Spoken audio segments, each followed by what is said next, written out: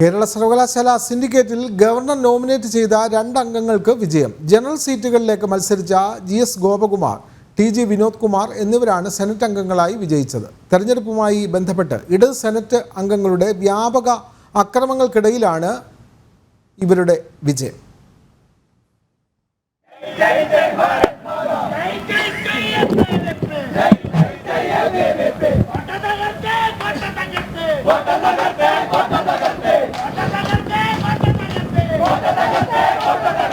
കേരള സർവകലാശാലയുടെ സിൻഡിക്കേറ്റ് തിരഞ്ഞെടുപ്പിൽ governor nominate ചെയ്ത 2 സീറ്റുകൾ നേടി ജനറൽ സീറ്റിൽ സെനറ്റ് അംഗങ്ങളായി തിരഞ്ഞെടുക്കപ്പെട്ടു.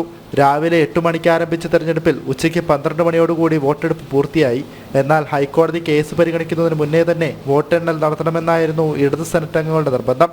ആകെ 97 വോട്ട് 96 പേർ വോട്ട് രേഖപ്പെടുത്തി. 1 വോട്ട് ചാൻസലർ കൂടിയായ ഗവർണറുടേതാണ്. 15 വോട്ടുകളിലെ തർക്കമാണ് വോട്ടെണ്ണൽ വൈകാനുള്ള പ്രധാന കാരണം. നിയമപരമായിട്ടുള്ള നിർദ്ദേശങ്ങൾ കിട്ടിയതിനു ശേഷം മാത്രം വോട്ടെണ്ണൽ പ്രക്രിയയിലേക്ക് പോകാൻ കഴിയുമെന്ന് വൈസ് ചാൻസലർ തീരുമാനമെടുത്തു.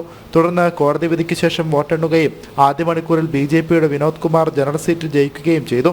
തുടർന്നും ഇടതനുകൂലികൾ പ്രതിഷേധവുമായി മുന്നോട്ട് വന്നു. പിന്നീട് നടത്തിയ വോട്ടെണ്ണലിലാണ് GS ഗോപകുമാർ ജയിച്ചത്.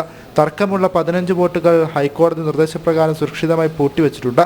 12 സീറ്റുകളിൽ 9 എണ്ണത്തിലേക്കാണ് തിരഞ്ഞെടുപ്പ് നടന്നത്. ജനം, തിരുവനന്തപുരം.